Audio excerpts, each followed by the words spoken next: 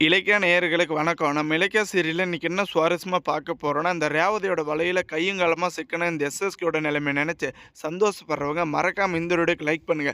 ஒரு கட்டத்தில இந்த தாக்ஷாயணிக்கு எப்படியாச்சும் இந்த ஒரு உண்மைய வந்துட்டு தெரியப்படுத்தணும்னு இந்த ஒரு வீட்ல ரொம்பவே தாமதமா நம்ம ரேவதி இருந்துட்டு இருக்காங்க. ஆனா இந்த எஸ்எஸ்கே வந்துட்டு இந்த தாக்ஷாயணி கிட்ட ஒழுங்கு மரியாதையோட இந்த ஒரு வீட்ட விட்டு போயிடு. ஏன்னா இதுக்கு மேல என்னுடைய கண் பார்வையில இருந்தா கண்டிப்பா உன்னையும் கொல்லுவேன். இந்த இலக்கியாவையும் கொல்லுவேன். ஏன்னா இந்த இலக்கியாவால எனக்கு பிரச்சனை வருதுன்னு முன்கூட்டியே தெரிஞ்சுச்சு. ஆனா நான் வந்துட்டு பதுங்கி போறேன்னு நீங்க நெனச்சு என்ன ரொம்பவே காயப்படுத்திட்டீங்க.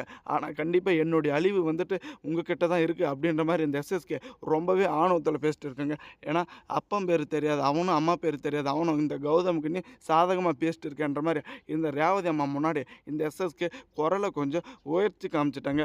ஆவேசப்பட்ட நம்ம ரேவதி அம்மா, "போதும் இருடா பொறுக்கி நாயே! உன்னால தான் வந்துட்டு என் வாழ்க்கை இப்படி சீரழிஞ்சு போச்சு. இப்ப என் புள்ளையோட வாழ்க்கைய வந்துட்டு நீ கெடுக்க பார்க்குறியா? கண்டிப்பா இன்னைக்கே வந்துட்டு உனக்கு ஒரு முடிவு கட்டுறேன். ஏன்னா இந்த தாக்ஷாயணிக்கு வந்துட்டு உன்னுடைய கேவலமான இந்த ஒரு சுயரூபத்த தெரியப்படுத்திட்டு இந்த ஒரு வீட்ட விட்டு நான் வெளிய போறேன்னு ரொம்பவே ஆணவத்தோட பேசிட்டு இருக்காங்க. ஏன்னா நம்ம கௌதமுக்கு வந்துட்டு அடைக்கலம் கொடுக்கறது நீ யாரு? அப்பன் பேர் தெரியாது. இந்த கௌதம் வந்துட்டு கண்டாலே எனக்கு பிடிக்க மாட்டேங்குது. இந்த ஒரு நிலைமையில அவன் மட்டும் கண்டிப்பா என்கிட்ட மட்டும் இருந்திருந்தாவா, நானே அவன அடிச்சு கொன்னு இருப்பேன்னு அவ்ளோ ஆக்ரோஷமா பேசிட்டு இருக்காங்க. எப்படியாச்சும் நம்ம ரேவதிய வந்துட்டு கொல்லணும்னு அந்த கபாலிக்கும், அடியாட்கள் எல்லாருக்குமே வந்துட்டு இன்ஃபார்ம் பண்ணிட்டாங்க. அடுத்தபடியா நம்ம ரேவதியோட உயிருக்கு ஏதாச்சும் ஒரு ஆபத்து வருமான்னு எல்லாருமே வந்துட்டு எதிர்பார்த்துட்டு இருப்போங்க. ஆனா கண்டிப்பா அதுதாங்க நடக்க போறது கிடையாது. ஏன்னா நம்ம ரேவதி அம்மா வந்துட்டு ஆல்ரெடி இந்த ஒரு வீட்டுக்குள்ள வந்திருக்கேன். இன்னைக்கு வந்துட்டு ஏதாச்சும் ஒரு பிரச்சனை நடக்கும். நீ இலக்கியா எப்படியாச்சும் புறப்பட்டு வா அப்படின்ற மாரி முன்கூட்டியே நம்ம இலக்கியாவுக்கு இந்த ஒரு தகவல நம்ம ரேவதி குடுத்துட்டாங்க. ஆனா வந்ததாங்க நம்ம இலக்கியா கிடையாது. நம்ம கௌதம்ங்க. நம்ம எஸ்எஸ்கே வந்துட்டு இந்த ரேவதிய வெட்ட போற தருணத்தில கத்தியில நம்ம கௌதம் வந்துட்டு காப்பாத்தி பயங்கரமான அடிதடி தான் இங்க நடக்குது. ஏன்னா பொறுக்கி நாயே எங்க அம்மாவ வந்துட்டு நீ கொல்ல பார்க்குறியா? இதோட சரி, உன்னையும் சரி, இந்த கார்த்திக்கும் சரி, நான் அடியோட அழிச்சிருவேன். என்னுடைய சுயரூபம் தெரியாம நீ வந்துட்டு ஆணவத்தில ஆடிட்டு இருக்க. இதுதான் உனக்கு வந்துட்டு லாஸ்ட் வார்னிங் அப்படின்ற மாரி மிரட்டி நம்ம கௌதம் வந்துட்டு கூப்பிட்டுட்டு போக போறாங்க. ஆனா ஒரு கட்டத்தில என்ன பிரச்சனை நடக்குதுன்னு நம்ம கௌதமுக்கு தெரியலைங்க. வீட்டுக்கு போய் தாங்க எல்லா உண்மையுமே வர வைக்க போறாங்க.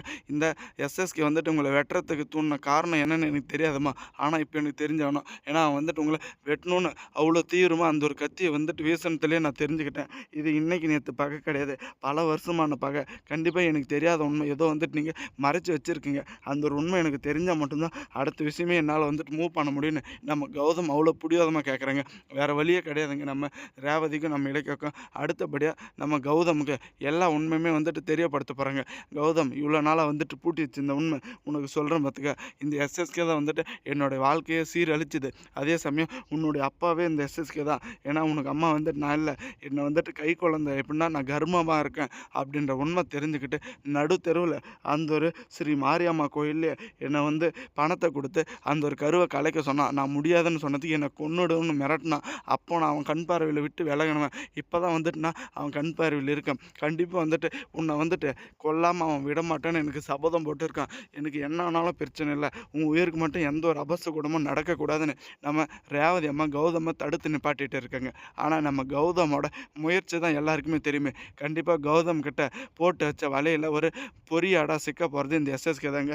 இவ்வளோ நாளா எவ்வளோ வந்துட்டு தைரியமா எல்லாரோட வாழ்க்கைய வந்துட்டு சீரழிச்சிட்டு இருந்தானோ, அப்பாவிகளோட வாழ்க்கைய இப்ப இந்த எஸ்எஸ்கேவோட வாழ்க்கைக்கு வந்துட்டு சரியான ஒரு முற்றுப்புள்ளி வைக்க நம்ம கௌதம் தயாராயிட்டாங்க. இந்த தாக்ஷாயணிக்கு தெரியப்படுத்தி அவனுடைய உண்மைய பிரிச்சு அவன நடு ரோட்டுக்கு வர வச்சு ஒரு பிச்சைக்காரனோட மோசமான நிலைமைக்கு எடுத்துட்டு வரணும்னு தாங்க நம்ம கௌதம் நெனச்சிட்டு இருக்காங்க. ஆனா நம்ம இலக்கியா இருந்துக்கிட்டு இல்ல இல்ல அவன அந்த வீட்ல வச்சு நம்ம பழி வாங்கணும். ஏன்னா அவன் நல்லவன்னு இந்த ஒரு வீட்ல எல்லாருமே எதிர்பார்த்துட்டு இருக்காங்கன்னு ரொம்பவே வந்துட்டு முற்றுப்புள்ளி வச்சுட்டு இருக்காங்க.